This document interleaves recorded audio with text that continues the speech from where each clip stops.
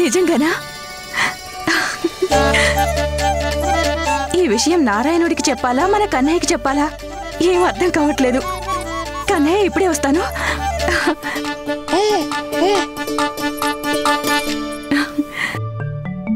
తమరికి శతసహస్ర వందనాలు నారాయణ. ఇక త్వరలోనే మా కన్నయ్యకి తన అన్నయ్యకి మంచి పేర్లు పెట్టేస్తాము. ఆ పేర్లు యావత్ ప్రపంచంలోనూ మారుమ్రోగిపోవాలి. ఇక మా కన్నయ్యకి చెప్పేసి వస్తాను. కన్నయ్య, నీకు 100 రోజుల నాడు నీకు మీ అన్నయ్యకి నామకరణం జరుగుతుంది. నిజంగా. అయినా మీరు అసలు విషయం చెప్పలేదు. ఈ అన్నదమ్ములు కలిసే ముహూర్తం ఎప్పుడు? ఏంటా నవ్వు? చెప్పొచ్చు కదా. యశోద, పంతులు గారు ఏం చెప్పారంటే ఇద్దరి అన్నదమ్ముల్ని కలపడానికి ఎలాంటి ముహూర్తం అక్కర్లేదని చెప్పారు. నువ్వు కావాలంటే ఇప్పుడే తీసుకెళ్లి కలపొచ్చు. కన్నయ్య, వినిపించిందిగా. నువ్వు ఈ రోజే మీ అన్నయ్యని చూడొచ్చు. నేను వెంటనే ఏర్పాట్లు ప్రారంభిస్తాను. మీకోసం అద్భుతమైన ఏర్పాట్లు చేస్తాను. అద్భుతంగా ఉంటుంది.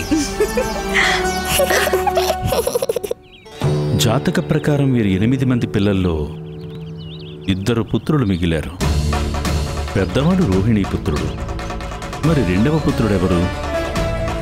కంసుడు చంపిన ఆ బాలిక ఎవరు? నిజానికి వసుదేవుని జాతకంలో పుత్రికాయోగం లేనేలేదు.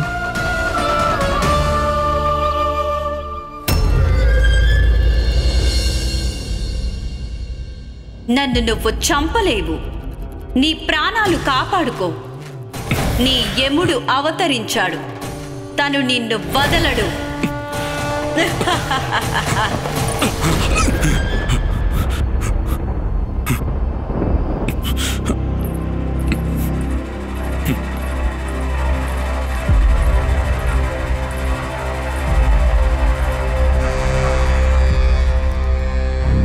అర్ధరాత్రి అరుస్తూ ఎందుకలా కూర్చున్నారు స్వామి మీరు? మీకే దుస్వప్నం నిద్రాభంగం కలిగిందో నాకెంత మాత్రం తెలీదు. అయితే ఒక్క విషయం మాత్రం బాగా తెలుసు. ఈ గూఢచారి తీసుకొచ్చిన సమాచారం మీరు విన్నారంటే మీకు రాత్రంతా నిద్ర పట్టదు మహారాజా.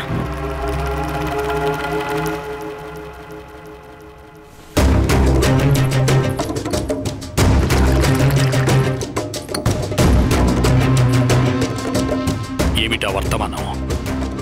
మహారాజా, ఉత్కజుడు మరణించాడు.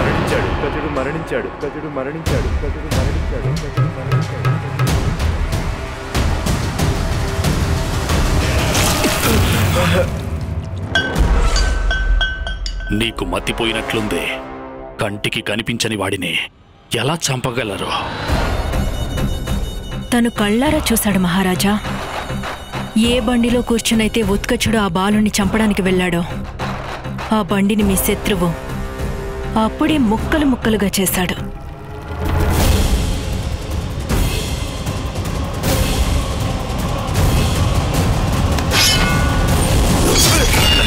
మహారాజా, క్షమించండి. చూస్తుంటే మీ సైనికులు మీ కత్తి 2 బండపారిపోయినట్టున్నాయి మహారాజా.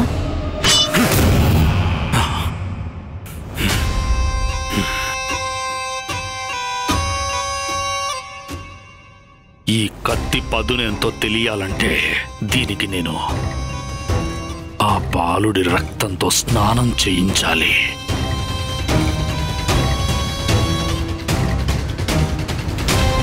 కానీ ఎలా?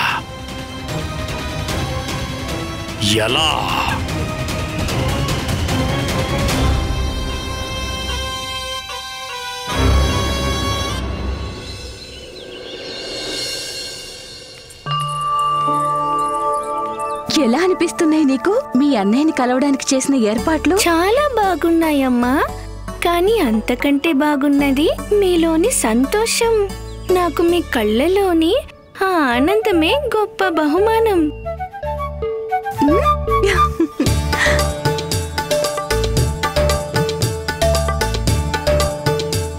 యశోదా, నువ్వు అన్నదమ్ముల్ని కలపడానికి కూడా పండగలా మార్చేస్తున్నావు. అంతేగా. ఇదేమి పండగ కంటే తక్కువ కాదు. ఈ శుభవేళ అన్నదమ్ములు కలుసుకోవడాన్ని ఊరంతా చూస్తారు. అయితే మా పెద్దమ్మని పిలవచ్చు కదమ్మా. వదినమ్మా, నీ పిలుపు కోసం రోహిణి అక్కయ్య ఇంకా ఎంతసేపు ఎదురు చూడాలి? పాపం ఎంతో కాలంగా రహస్యంగా దాచుంచావు. ఇప్పుడైనా పిలవచ్చు కదా, అవునా కదా? ఎదురు చూస్తున్న మాట నిజమే. ఎదురు చూపే మధురంగా ఉంటుంది. వస్తుంది, కంగారు పడకండి.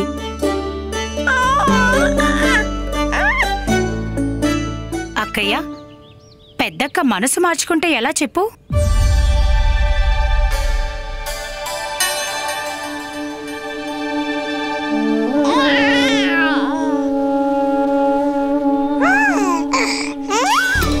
ఇంత త్వరగా ముఖాలు మార్చుకుంటే ఎలా చెప్పండి? అదిగో వస్తున్నారు పెద్దమ్మ.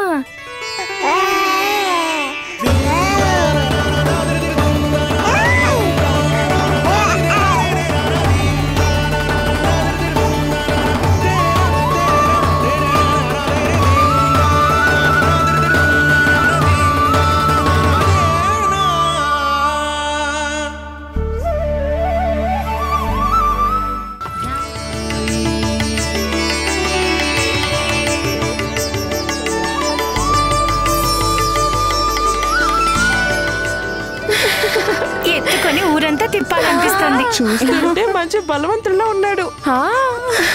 అరే అరే, తను కూడా నీలమణిలా ఎంత అందంగా ఉన్నాడో. సరిగ్గా చెప్పావు నువ్వు. చూస్తుంటే చాలా అందంగా ఉన్నాడు. సులక్షణకి చూపించొద్దు, వదిలిపెట్టదు. ఎంత ముద్దొస్తున్నారో, కళ్ళు తిప్పుకోలేకపోతున్నాను. అన్న రాగానే ఈ తమ్ముణ్ణి అందరూ మరిచేపోయారు. అది సరే గాని పక్కకి జరిగితే నేను చూస్తానుగా మా అన్నయ్య ఎలా ఉన్నాడో.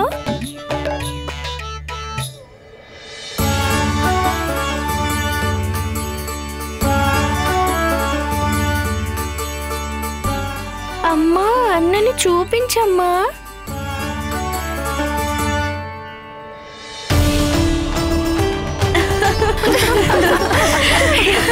చాలు, జరగండి, పక్కకి జరగండి, అడ్డు తొలగండి,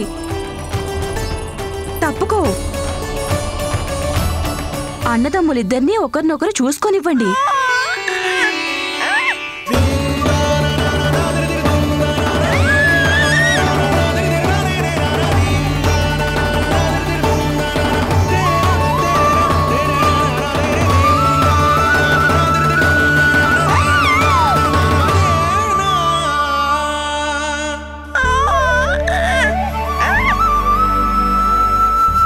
రా నాన్న, రా, ఇటివ్వక్క.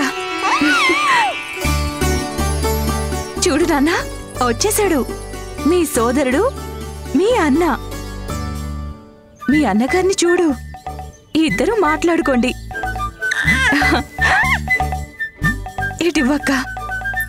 రా నాన్న, కూర్చో. ఇదిగో మీ అన్నయ్య గారు. ఇంక రండి అక్క.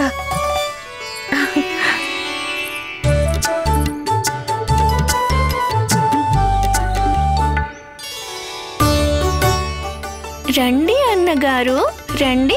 ఇంతకాలానికి మనం కలుసుకున్నాం.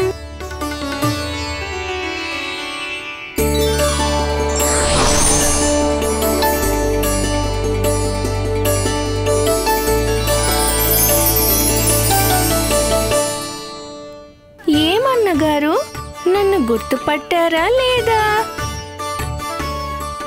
ఎంత ఆలస్యం చేశారు. ఇప్పుడైనా బాగా చూడండి, తమ్ముడిని మర్చిపోకూడదు కదా.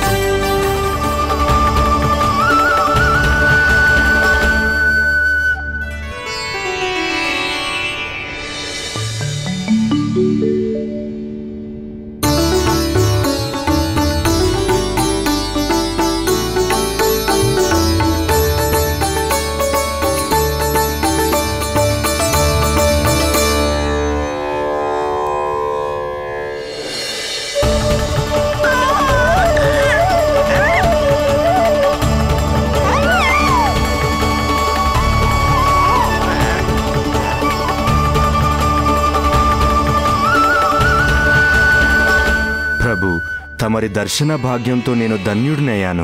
ప్రభు కాదు, తమ్ముడు అని పిలవాలి ఆదిశేష. అదెలా సాధ్యము? తమరు శ్రీమన్నారాయణుడు, నాకు ప్రభువులు. దాసుడనై ఉండి తమరిని తమ్ముడు అని ఎలా పిలవమంటారు ప్రభు? సమస్య వచ్చిందంటే పరిష్కారం ఉందని అర్థం ఆదిశేష. ఇప్పుడు మనిద్దరము కలిశాము. భూమిపై మన బాంధవ్యం స్థిరపడింది. ఆ సందర్భంగా నువ్వో విషయం మర్చిపోతున్నావు. మీ తమ్ముడిక తమ్ముడే కాని నీకు ప్రభువు కాదు. ఎలా మర్చిపోతాను ప్రభు? అవసరం అన్నీ నేర్పిస్తుంది ఆదిశేష. లేకపోతే నువ్వు నీలమణికి అన్నగారి బాధ్యతల్ని ఎలా నెరవేర్చగలవు చెప్పు? నన్నెలా మందలిస్తావు? అన్నగారిగా నాపై అధికారాన్నెలా చెలాయిస్తావు? కాని ప్రభు. కాని అంటే కానివ్వక తప్పదని అర్థం అన్నగారు. ఇక నుండి ఈ క్షణం నుండి నేను నీకు తమ్ముడినైతే నువ్వు నా అన్నగారివి.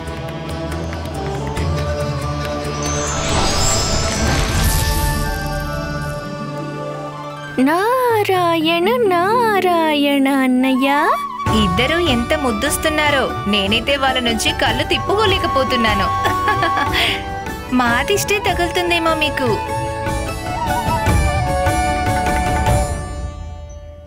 ఇక్కడ ప్రతిరోజు ఇలాగే ఉంటుందన్నా. ఓ నారాయణ, నా చెవుల్లోంచి అప్పుడే రక్తం కారిపోయేలా ఉంది తమ్ముడు. అలవాటు చేసుకోవాలన్నా. నేనే కాదు, అందరూ అన్నయ్యనే చెబుతారు. అదిగో మన చిన్నమ్మ సులక్షణమ్మ అందరికంటే చాలా తెలివైనది. కేవలం తెలివైంది మాత్రమే కాదు నీలమణి, చూస్తుంటే గంపగయ్యాల్లా కనిపిస్తుంది. సరిగ్గా కనిపెట్టారన్నయ్యా. కానీ మీరేం భయపడకండి, నేనున్నానుగా. వీళ్ళ సంగతి నాకు వదిలేయండి.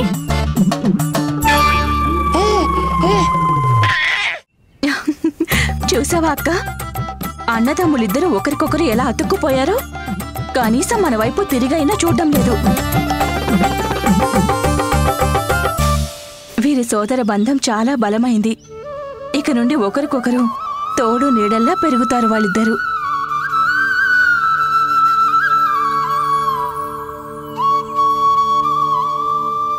నేను తప్పు చేశాను యశోద. నేను అన్నదమ్ముల్ని ముందే కలవనిచ్చి ఉండాల్సింది కదూ.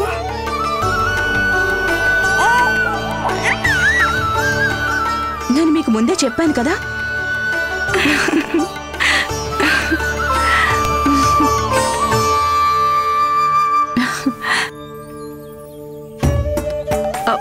ఇప్పుడే వస్తాను.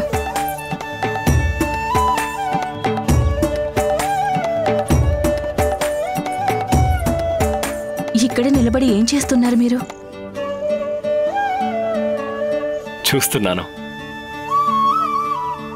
అన్నదమ్ములు కలిసిన ముహూర్తం ఏ పండగని తీసిపోదు యశోదా. నీ మాట ముమ్మటికి నిజం.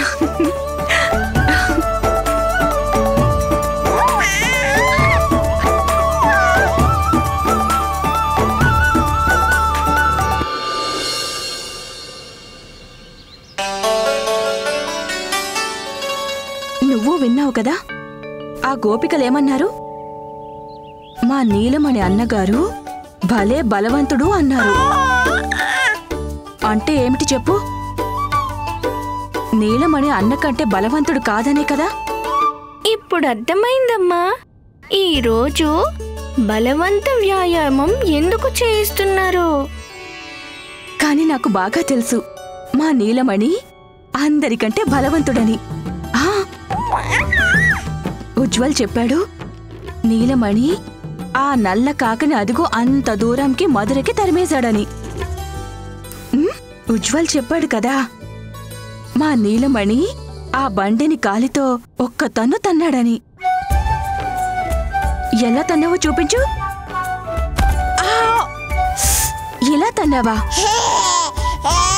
ఆయన ఎంత గట్టిగా తగిలిందో. ఏది ఇంకొకసారి చూపించు, తన్ని చూపించు ఇంకొకసారి.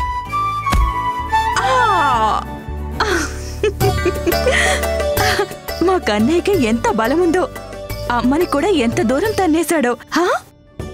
ఏం చేస్తాం? ఎంత చెప్పినా ఉజ్వల్ మాటల్ని మీరే మాత్రం నమ్మడం లేదు కదా. అలాగని నిజంగానే తంతే మీరెక్కడ భరించగలరమ్మా? ఇంకొకసారి చూపించు. ఎలా తన్నావు? ఎలా తన్నావు?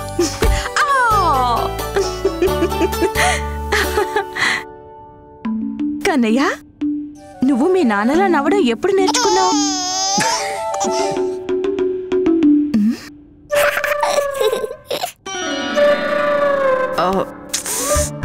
మీరిక్కడేం చేస్తున్నారు? గోడవతల దాక్కుని తల్లి కొడుకుల ఆటలు చూడడం తప్ప మీకు వేరే పనేం లేదా? ఎందుకు లేదు? ఇంకో అధికారం కూడా ఉంది. నా ఏకైక భార్యమని, ఇంకా మా నీలమణి కన్నయ్యతో కలిసి చిన్నపిల్లల్లా ఆడుతూ ఉంటే చూసే అధికారం అయితే ఉందిగా. ఇక చూడడం అయిందిగా, ఇక వెళ్ళి మీ పని చూసుకోండి. పనికైతే వెళ్తాను, కానీ నా కడుపు ఏమంటుందంటే ఆకలిస్తుందని. ఆకలేస్తోందా? నాలాగే కన్నయ్యతో కడుపు నిప్పుకుంటే సరే. మీకిప్పుడే భోజనం వడ్డిస్తాను.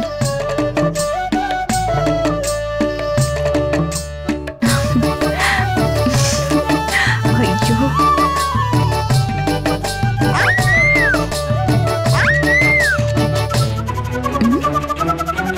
ఏమైంది కన్నయ్య? ఎందుకలా కూస్తున్నావు? తన్ని అలసిపోయావా ఏంటి? నిజంగానే ఆకలేస్తోందా, లేక అమ్మని ఆపడం కోసం ఆకలి పేరు చెప్తున్నావా? కాస్త ఓపిక పట్టు. మీ నాన్నగారికి అన్నం పెట్టేసి వస్తాను. అలా వెళ్ళి ఇలా వచ్చేస్తాను. నా బంగారు కొండ.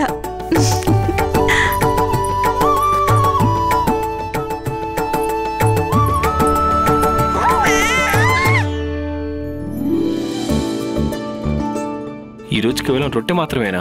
లేదు లేదు, పప్పుంది, కూరుంది, పెరుగుంది, లడ్డూ కూడా ఉంది. అయితే మరి అవే వడ్డించు. అలాగే.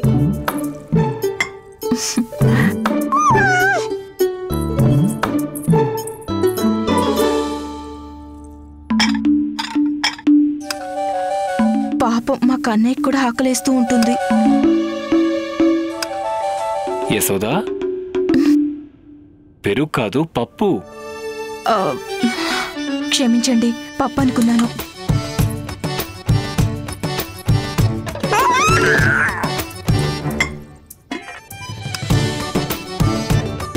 యశోదా, పప్పు పప్పు.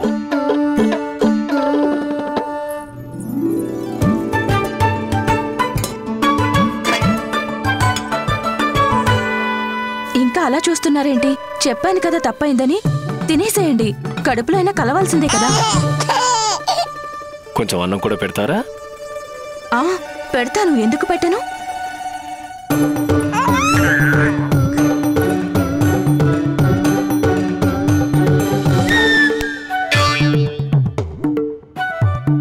లడ్డు కాదు, అన్నం. అన్నమా?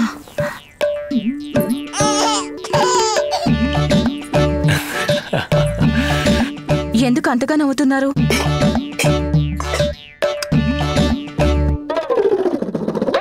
పాపం కన్నయ్య ఎంత బలంగా తన్నాడో.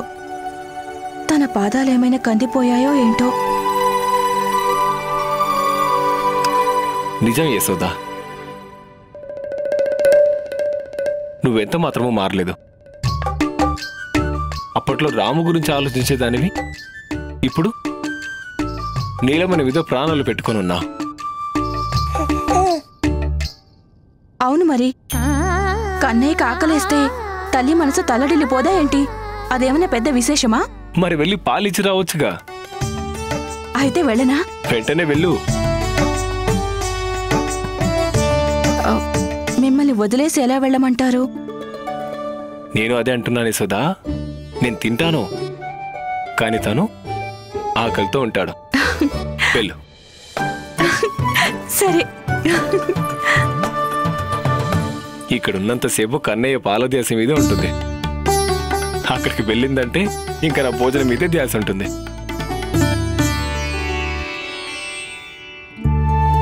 అక్కడ మీ నాన్నగారు అర్ధాకలితో లేచిపోతే ఎలా కన్నయ్య?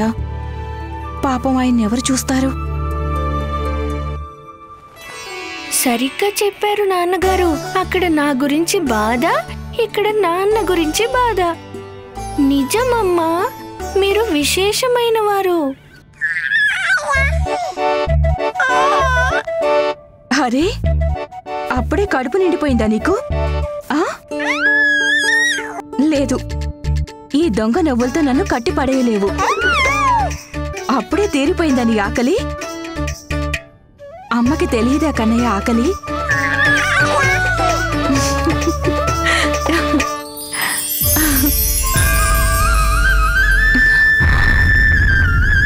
ఇదేమిటి కన్నయ్య? నీ నోటిలో ఏముంది? చూపించు, చూపించు నాన్నా.